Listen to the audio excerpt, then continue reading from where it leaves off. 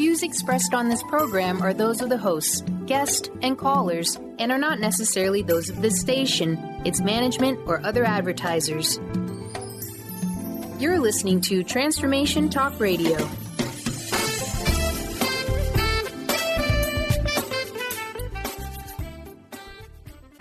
Moms, are you ready to become enlightened, empowered, and stress-free? Well, get ready because you are about to tune into vibrant, powerful moms helping everyday women create an extraordinary life with Debbie Pokornik. Each week, Debbie discusses topics to help you become self-aware, inspired, and on track to create the life you crave. It's time to stop settling and start thriving. And it all begins now on Transformation Talk Radio.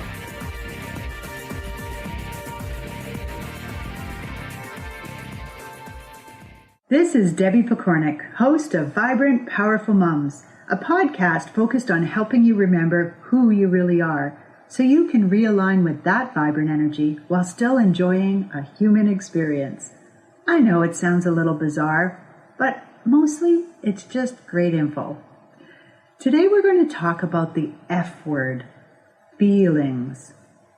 It's interesting that feelings are the brunt of so many jokes, like only some of us have them, or that they're optional in life. Feelings are a very important part of being human, and processing them is a huge part of living a healthy and happy life. This is an important topic to be aware of because if you've been taught to bury, ignore, negatively feed, or reject your feelings, you have a very good chance of becoming ill, sabotaging your relationships, losing your self-control, or draining your power. Think about what you've been taught about feelings. For example, when you were young, maybe even now, if you were sad, you might have been told to chin up, toughen up, focus on the positives, distract yourself with happier thoughts. When you were mad, you might have been told, smarten up. You're bad. Don't be mad. Focus on your breath. Calm down. Let it go. Now we're told some of these things for good reason. Dwelling on our sadness and adding to it by coming up with all the things we feel entitled to be sad about can make us miserable and no fun to be around. As well, allowing our anger to grow to a point of rage and letting it control our behavior can definitely result in problems for us and for others. The missing piece, though, is that it is really our thoughts and not our feelings that are the problem in this situation. And in the end, it is only our behavior that gets us into trouble. Our feelings are signals. They're meant to suggest that we check things out further before moving on. Ignoring or stuffing the signal is much like taking the battery out of the smoke alarm without checking why it's going off in the first place. If you deal with the cause, the smoke detector will stop on its own. It is our negative thoughts that take these signals and turn them into a full-scale alarm.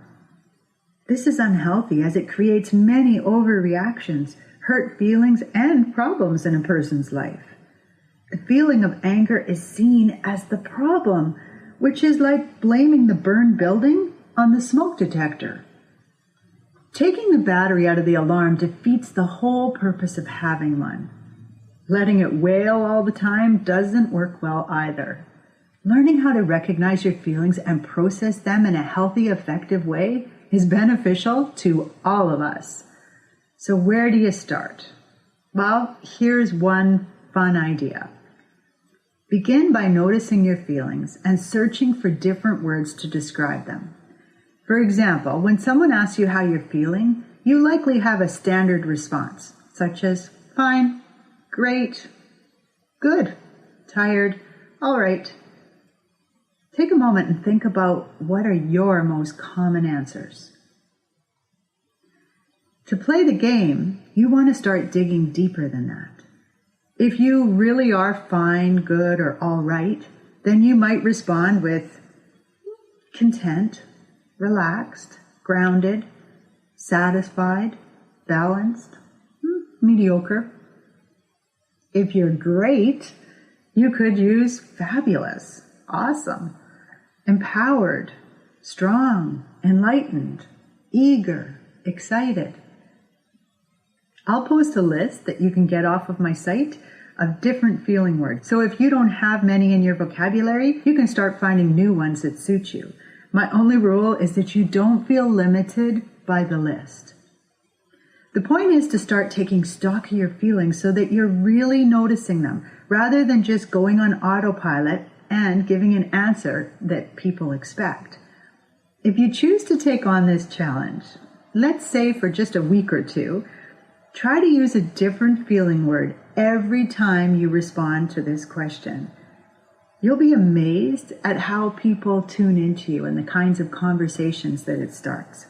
Imagine if you ask someone, "So how are you doing?" And they say, "I'm satisfied." Did you say you're satisfied? Why? What were you up to last night? Now that person could respond with more banter, like, "Wouldn't you like to know?" They could give more details. "Actually, I'm satisfied because I finished my paper last night for my course and today is the deadline." What a relief. Or they could even give you a brush off. "You know what? You asked, I answered, but right now I don't think I want to share any more than just that." You can also use this tool with your kids as a way to expand their feeling vocabulary, help them tune into their feelings, and get real fun conversations going around the dinner table. To do this, you'll want to come up with some kind of a common lead that works for you and your family. It might be something like, "So, where are you at today?" Be very careful to respect when a person doesn't want to elaborate on their feelings further, even if your son just told you that he's depressed. Responding with shock and interrogating him, "Depressed? Why? What happened? I can't believe this is the first I'm hearing about this." That kind of a response can shut him down completely and tell him that you are not a safe person to share feelings with. Instead, take it in stride as best you can and maybe clarify a little. "Ooh, that doesn't feel very nice. Are you saying you're sad, like your spark has gone out, or are you saying something else?" It's very possible that your son has heard that word and now is trying it out. He could also be getting it confused with another word, like maybe disappointed, or he could be checking to see if you respond the same way the teacher did at school when Brittany said it. By clarifying like this, you help him understand the term depressed. You make it easier for him to explore, and you open the door for future feeling discussions. Try to refrain from any kind of closed-door reaction, including challenges like, "Do you even know what that word means?" Finally, you can also use this as a way to explore and connect with other people. "You say you're fine, but you look a little, maybe disappointed. Did something happen?" Obviously, if they say no, you let it drop, although you can do that while still leaving the door open. "Fair enough. I apologize if it sounds like I'm snooping. I'm not. I was just concerned. Let me know if you want to talk more later." You'll find that just by noticing your own feelings, digging deeper for meaning, that many of them will release on their own. In other words, you're processing them just by calling them by name. When you say you're fine, when in reality you feel disappointed, you're stuffing the feeling. But when you say, "I'm kind of disappointed, but give me time and I'll get over it," you honor the feeling and allow it to flow. Now, a little note about that one. It's perfectly fair to say something like, "I'm kind of disappointed right now, but I'm not ready to talk about it yet. I'll let you know when I am." You might also say, "I'm kind of disappointed, but I feel really vulnerable right now talking to you about it." When we bury our feelings or pretend they don't exist, we do not process them. This can result in problems later when the burial site gets too full and these past feelings begin to resurface. I used to teach this to kids using a cup of water and reading a story of an average emotional day. As a group, we would identify any time the hero of the story stuffs a feeling, and we'd add water into the cup.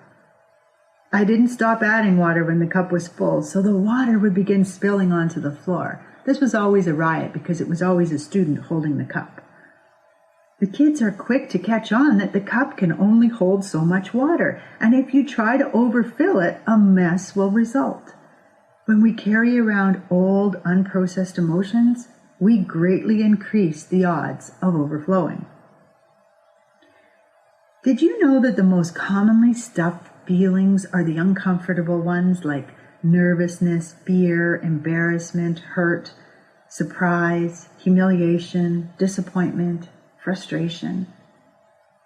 We do this by shifting immediately to anger rather than allowing the real feeling to be expressed.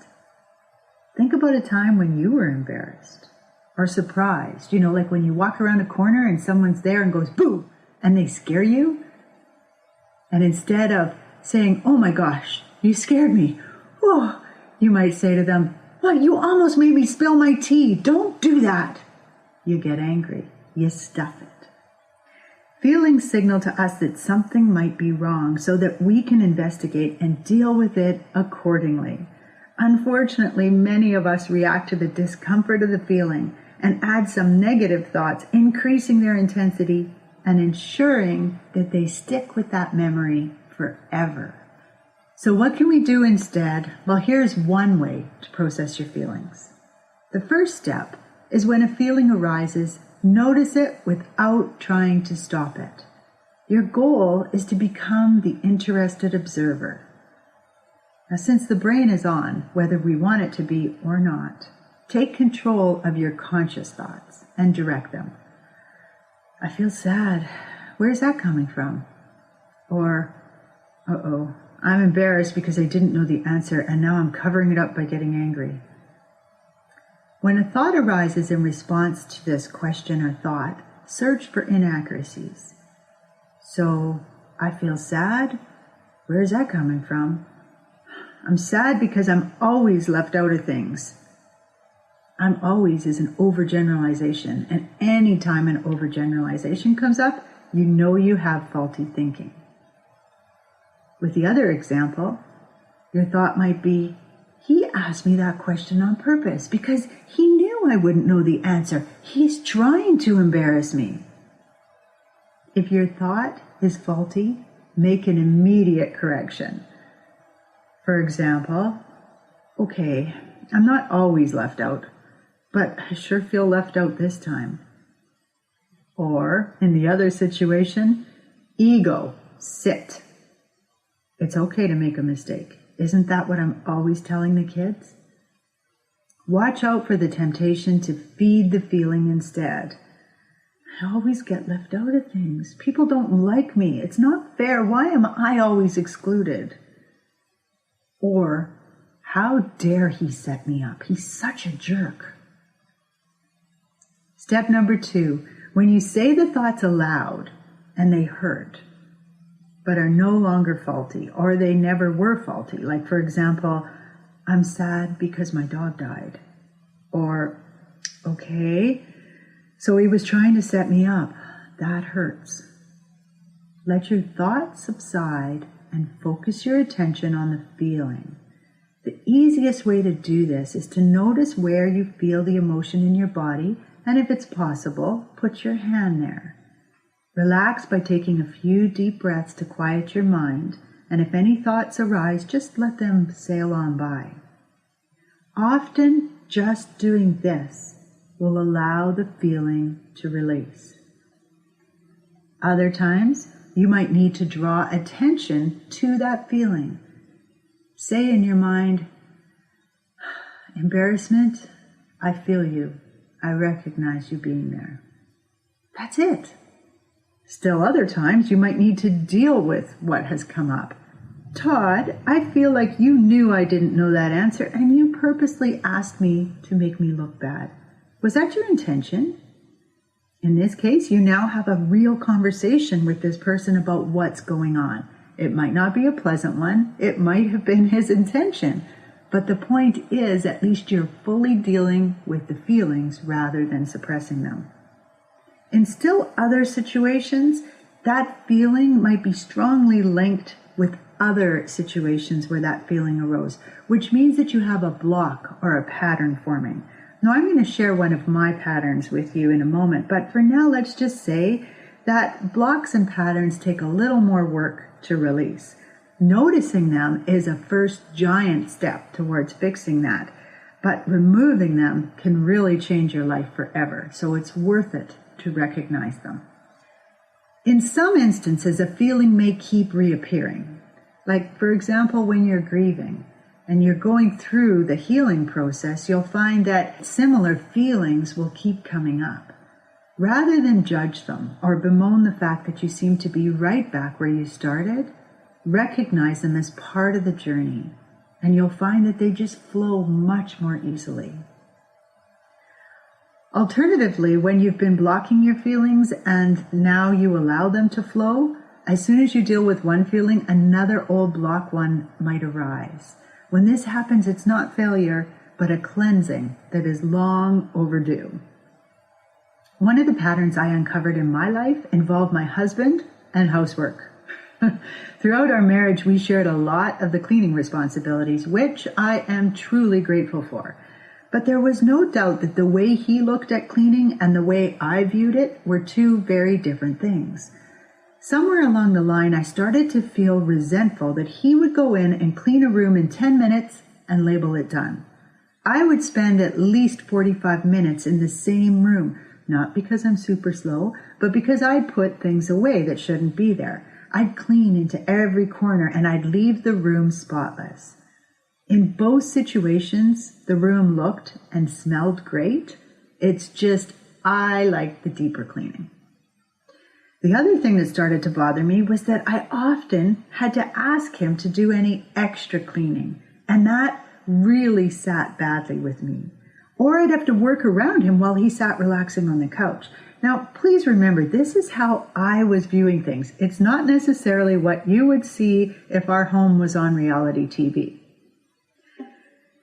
The pattern over time was that it had become automatic when I would start to clean, that as soon as I noticed my husband sitting down or going outside to do something else or maybe not participating in the cleaning, I would get this small surge of anger.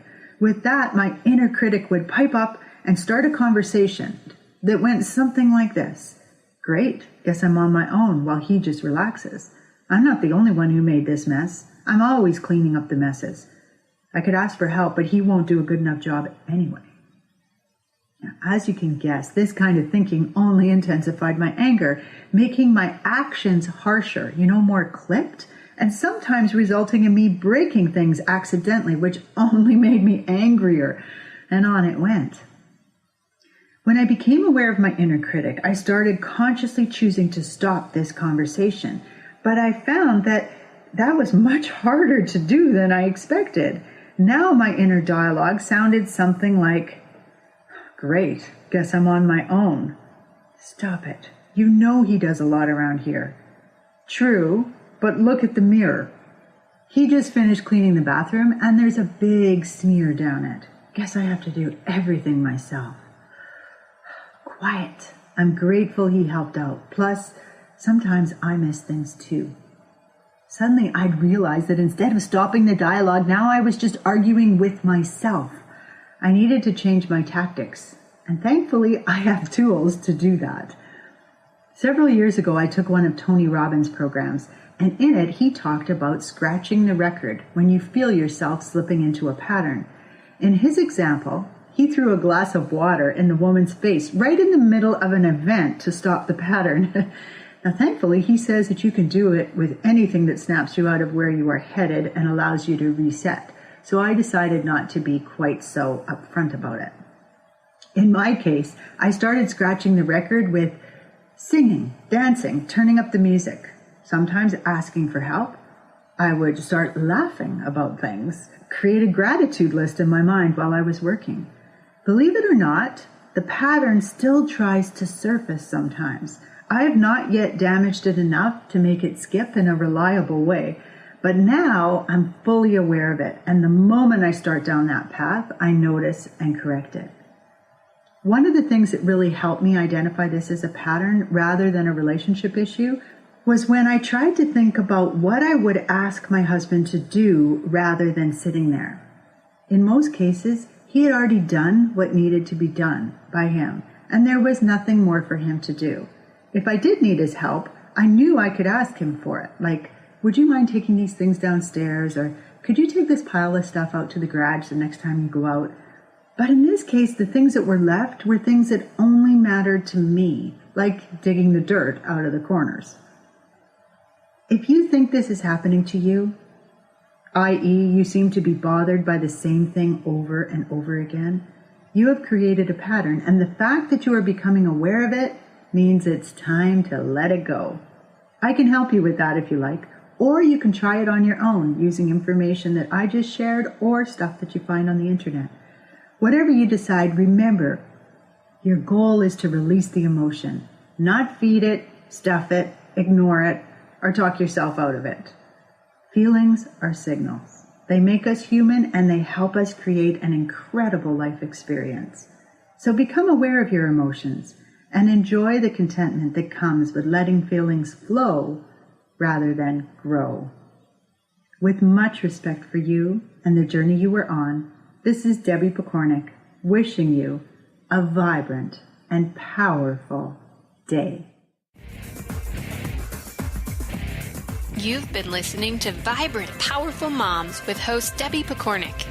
If you've enjoyed this show, please give us a shout out and leave us a positive review. To find out more about Debbie and her sisterhood of Vibrant, Powerful Moms, visit empoweringenergy.com. That's empowering with letters NRG.com. This is Debbie Pokornik with a break-free parenting tip. If you haven't been practicing active listening or are getting into some bad habits, it's a good idea to go back to the basics and remind yourself how to be a good listener. Here's an idea that might help. When your child comes to you with a story about her day, set aside whatever you're doing and give her your full attention. If you're in the middle of something that can't be put aside, tell her that you really want to be able to give her story your full attention and ask if you could continue the conversation at a specific time. So, for example, this sounds like an important story and I'd really like to give it my full attention. Can we talk about it in 10 minutes when supper's in the oven? Active listening might sound like common sense, but often it's these simple skills that get buried in our parenting pack and easily forgotten or overlooked.